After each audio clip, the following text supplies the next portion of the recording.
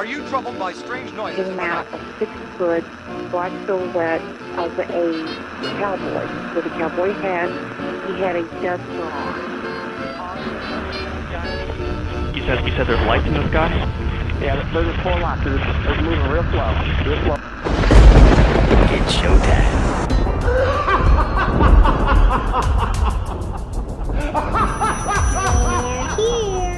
The Emit Blackwell Show, diving into the creative minds of sci-fi, horror, fantasy, and paranormal authors. Their fantasy is our reality. Hi, this is Emit Blackwell. Welcome again to the Emit Blackwell Show. I am here with returning author, Keith Brandon. He wrote the Nathan Loth Darak series, first book of The Last Vampire. And we're talking with Keith. How you doing out there, Keith? Oh, I'm good, thanks. Good to be back to the show. Oh, no problem. It is great to have you back. Now, the reason why we're bringing you on for this one was because your last book was strictly sci-fi, and it was very detailed, very immersive universe. And this one is a vampire book. Indeed. Now, you published this back in 2017, August 2017, so it's fairly recent. What is the major contrast, other than the obvious, of this one being a vampire story and the previous one being sci-fi? What's one major contrast that you see within these two books? Well, it's pretty simple. I always liked vampires. There's always a myth going around them. They have sometimes special abilities. They can fly, or they can run very quickly and disappear and all that stuff, and they're always in connection with the heavens or with hell or with the angels and things like that, and that always fascinated me.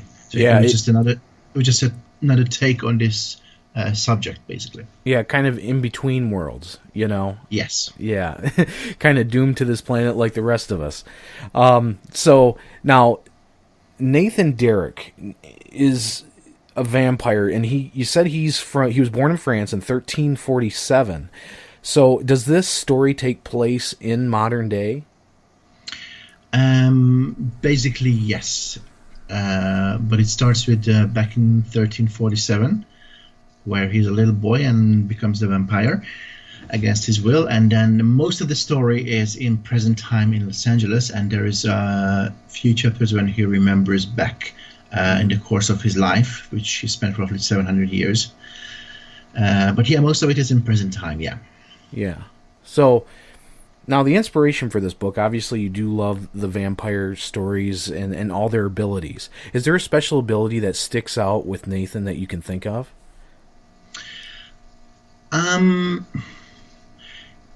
Special ability, rather his thinking, his logic, that he can, at the end, he can change things in the course of history. Oh, so he kind of intercedes in things. Indeed. Okay, that's awesome.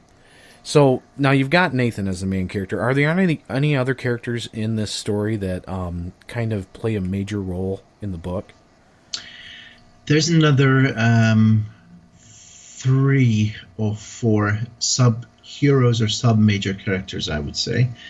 One is his girlfriend, who is a mortal girl named Alex. Mm-hmm. And then there is an Italian police officer called Monte. And then there is an English lord or knight called Lord Granbury, who's a head of a vampire killing sect, basically. But I don't want to give away too much. All right, and Keith, and the premise of this book, the whole concept of it, what exactly is happening in this story so far? Well, basically, Nathan, the vampire, actually decides that he wants to become mortal because his girlfriend is a mortal girl here on Earth. But in order to do that, he needs to get judged for his life, for his sins, or whatever happened to him in the past 700 years. And again, not to give away too much, he needs to go to a special place. And for that, he needs to meditate and get guidance from heavens. As believe it or not, even vampires can get guided from the heavens.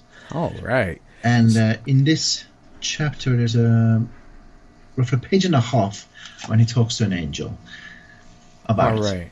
Well, we're going to go ahead and listen to that chapter now, and we invite everybody to listen to us as well. The ancient memories faded away. Back in the present, he felt himself choking. He grabbed at his throat, but something unseen held it firmly. His eyes opened wide and his whole body twitched. A tall angel with long black hair suddenly materialized, holding him in his grip. His eyes were shining with a golden glow, offset by a grim smile on his face. His black wings spread out, then pulled in behind his back. "Greetings, Nathan Loth Darak." "Have you got a name?" Nathan gasped. "Bachiriel, if you must know." "Well, you can't kill me. I'm seeking guidance." "I can't, unfortunately. But I thought when my priest looked upon you on the tree back then, that you understood the sign and the chance he had given you to repent and change." Nathan gasped for oxygen. "Why? He did not kill me." "That is what I'm trying to find out. That is why I watched you and followed you all this time, secretly, of course. But soon we'll know more, in the Valley of Mercy." Bachiriel grinned at him again and then spoke slyly. "Of course we won't, if you die trying to get there." Nathan coughed and tried to smile. "You're the one to tell me where the Valley of Mercy is, and I can see that bothers you." Bachiriel tightened his grip, squeezing most of the air out of Nathan's lungs. "Rio de Janeiro. Follow the signs and you will be judged. I can't wait to hear the verdict on you." He gave a sinister laugh and then disappeared. The pressure around Nathan's neck eased. He fell to the ground and grasping for air until his breathing became normal again. Nathan looked up to the sky. "I only asked for a simple judgment. You sent me an angel to lead me there? What's going on here?"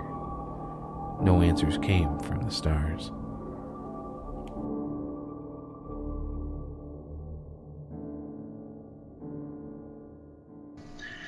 All right, Nathan, that was pretty good. So, what inspired that chapter? Was it kind of a bunch of deep thought within your own mind about things, or? I think it was that even a vampire can get a chance to turn things around. Yeah, and that does make a big difference, because I mean, we all, do bad things in our lives, and to be able to have that opportunity to redeem ourselves is great. But then to have a vampire who should be like the evilest of evil, and should have no chance, has that opportunity, and that really does show a lot about the characterization that you've done in this book. So, yeah. That's true, yeah. Yeah, now you can get this book on Amazon.com, and I Indeed. also and you're included in the Amazon Kindle Unlimited. So even if somebody out there has Kindle Unlimited on their Kindle device, they can go ahead and get it and read it right now. I bought this book on the 12th of April, and it's starting to look really good. I mean, I like the way that it flows. I like the kind of, it's almost reminiscent of, kind of like the Anne Rice type things. Were you inspired by any Anne Rice writing? That's a funny story, and I think I'm going to make you laugh at this point, because I never read any of her stories, although they're famous, they are known, and like the interview with the vampire, which was one of the famous of her piece. But no, the reason why I wrote this story is because I've read Stephanie Meyer's Twilight series. Okay, yeah. And believe it or not, I became jealous of her. Oh. And I said, you know what? If she can write a vampire story, so can I. And I did. Yeah, and here you are. Yeah, and then here we are interviewing you. But yeah, it's definitely seems to be a great book. Now, the one thing I wanted to check too, because you said that you were inspired by vampire stories. Were there any other vampire authors other than the one associated with the Twilight series that you had read, or any type of vampire movies that you liked?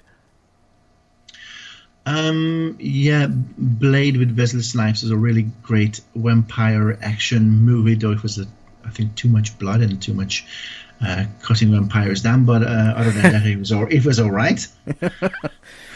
Well, that's good. I mean, that's a great series altogether. Blade was amazing. Wesley Snipes did an excellent job with that role. Now, with the Nathan Darak series, are you going to be taking this further? Are you going to be adding more books to this? I was thinking to have a sequel to it, which it would be taking the story a little bit further and higher, with a lot of more fighting than in this one. But I haven't worked it out yet.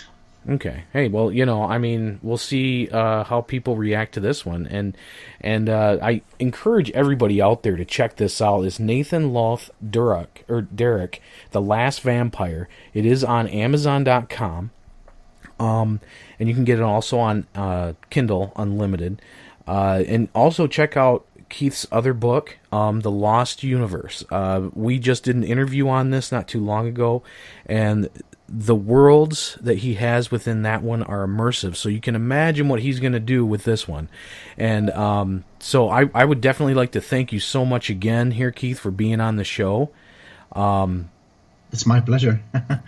Is there anything else you have on the horizon? Any other new ideas? Lost Universe, the second part, is definitely in the works. I'm writing it.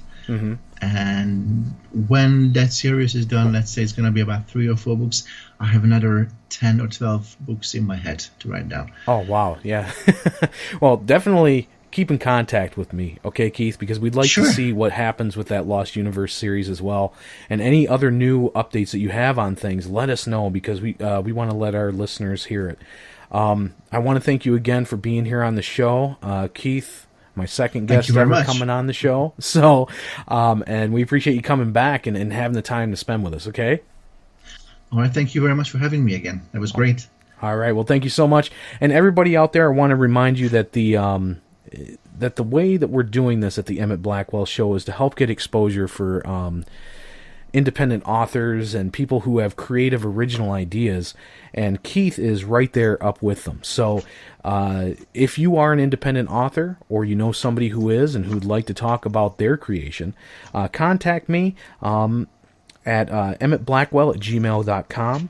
And I'd like to thank everybody once again for being here on the Emit Blackwell Show. Keith, thank you again. Thanks a lot. And you all have a good night. See ya. Are you troubled by strange noises? Came out a 6-foot black silhouette of a cowboy with a cowboy hat. He had a duster on. You said there's lights in the sky? Yeah, there's 4 lots. It's moving real slow. Real slow.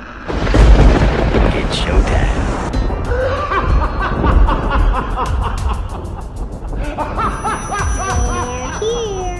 The Emit Blackwell Show, diving into the creative minds of sci-fi, horror, fantasy, and paranormal authors. Their fantasy is our reality.